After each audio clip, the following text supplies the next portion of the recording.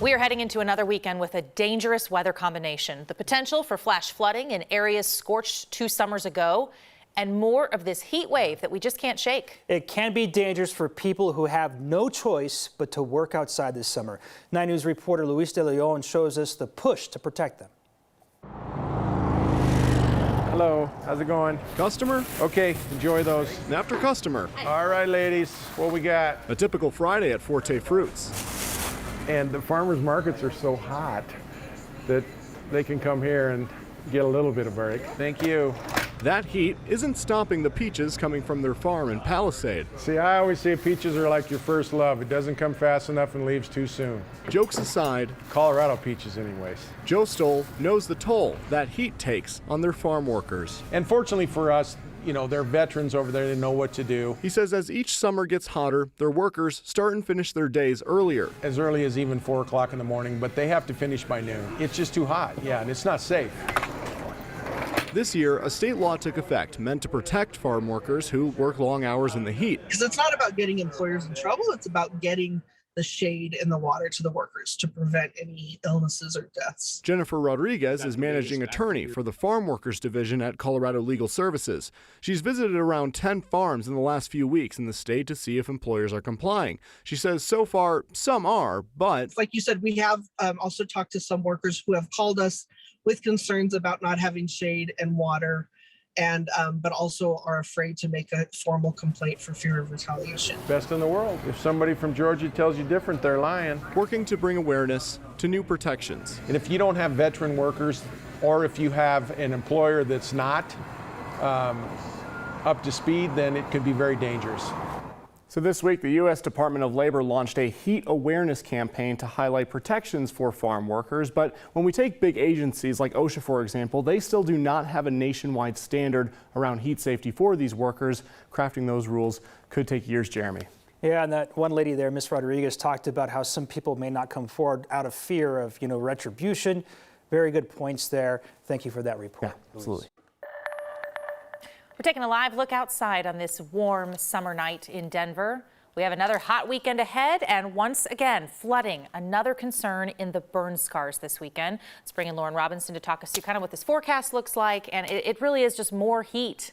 More heat. That's right. We have another day with another very hot day ahead, but we do also have those flash flooding concerns over burn scar areas, and that will start tomorrow and really go on and off through the rest of the week, I think. Let's go ahead and take a live look outside. The sun is setting behind these beautiful buildings, 83 degrees. We have winds coming in at around 10 miles per hour from the southwest, but it's still pretty warm out there. And because of that, we have a couple of alerts. We do have an air quality alert for high levels of ozone, and this is going to be over the usual areas, Denver up north through Fort Collins. But we also have a heat advisory in effect. It actually looks like the one over Denver has expired already, but the one out west, we're going to continue to keep an eye out for that as temperatures stay pretty warm. Right now we can see 70s and 80s across the Front Range and Eastern Plains, but still in the 90s across the western slope, 60s and 70s across the high country. So as we continue to monitor our HD Doppler radar, we saw some very isolated storms, mostly across the high country and western slope and to the south. All of that is starting to die out. The last couple of lightning strikes off to the west starting to fizzle as well. So as we go through the next couple of days, we have another very hot day in store before temperatures cool down a bit for my 7-day forecast. So I'll have that information for you just ahead. All right, Lauren, thank you. And if you're planning to visit anywhere near a burn scar this weekend, you really should have a way to get emergency alerts. People who signed up for Larimer County's opt-in alert system can ask to get emails and calls for every flash flood warning issued in the county. You can also text FLOOD 2022 to 888-777. That'll give you a text message every time there's a warning. Larimer County can also use the federal wireless emergency alert system to send evacuation notices to every cell phone in a certain area. A lot of hiking or camping spots we know are short on cell service. Well, you can get a NOAA weather radio, which will pick up flash flood alerts without any service.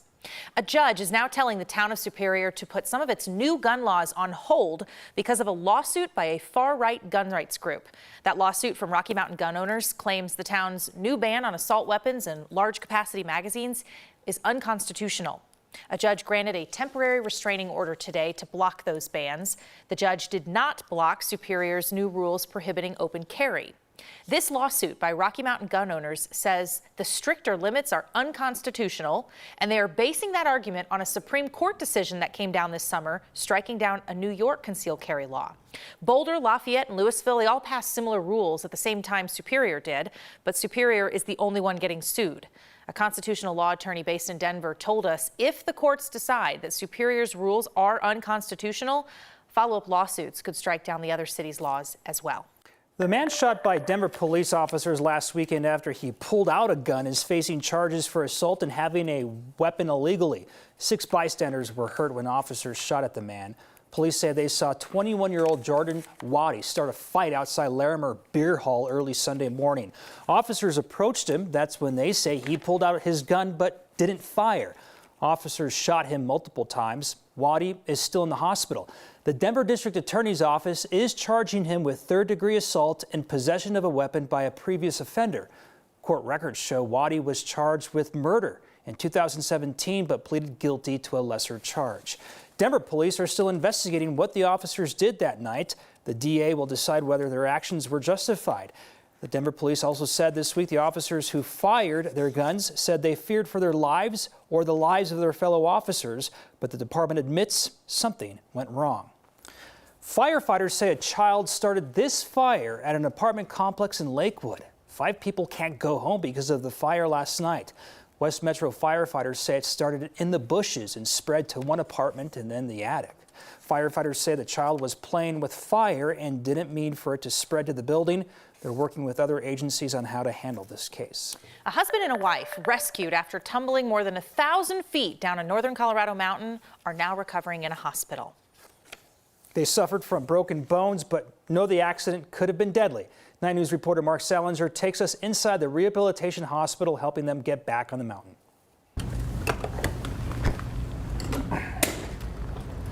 How are you feeling? Okay, and I can definitely tell I've done a lot of walking with this leg today. For a man used to climbing mountains, I mean, you're doing amazing with the walking. the steps are small now. Yeah, you wouldn't think walking 100 feet would be tiring, but it is. Yeah, I think I'm ready to be done with walking. Recovery is difficult. I still can't actually believe that it happened. Will Torr knows just how lucky he is to be here. It's one of those things where there's still a sense of unreality to it. A day of mountaineering with his wife in Rocky Mountain National Park It seems like, I mean, your pain has been fairly well managed given the circumstances. led Will to the Northern Colorado Rehabilitation Hospital. I just remember the sense of acceleration, and again, sort of this very clear sense that, like, this is how it ends. We fell right there in between the 2 cornices. So we think that it was about 1,000 feet, because it was from the very top to, it looked to me like we were maybe 80, 100 feet above the bottom of the snow. The snow gave out from underneath Will as he reached the summit. And there's my wife partway up before it got super steep. The 2 climbers lay injured at the bottom of the mountain. Next thing I remember is being at the bottom and my wife saying, "Will, I've got to leave you and go get help." She went back to look for help. Bushwhacking 1.5 miles with 9 broken ribs, 3 thoracic vertebrae fractures, a fractured sternum, and a broken wrist. Will lay in the snow with a broken femur and cuts on his hand. Got colder and colder and sort of once again had that sense of, okay, I'm probably going to die here because I'm going into hypothermia. When I saw those 2 guys walking up, that was definitely one of the best sights of my life. 3 climbers stayed with Will as rescue crews climbed up. A helicopter eventually evacuated him. It sounds cliched, but right now, I mean, my primary sense is just one of, damn. We were both so lucky, and there were so many people who were pulling for us. Every step, even the smallest one, Maybe we'll have to do some climbing a few months from now. Yeah. is a step back towards where he was headed. My hope is that I'll be back in time for backcountry ski season. In Johnstown, I'm Mark Salinger, 9 News. Will also happens to be the head of the state's energy office and the former mayor of Boulder. He says without the hikers who stopped to call for help and all the rescue teams that responded, he doesn't know if he would have survived. He's had 1 surgery already, and he expects he'll make a full recovery. If we could find a cure, then that would be excellent, because nobody should ever have to deal with this. He's taken a long hike this summer on the Colorado Trail, raising money to cure a disease that has not just touched his family, but so many others.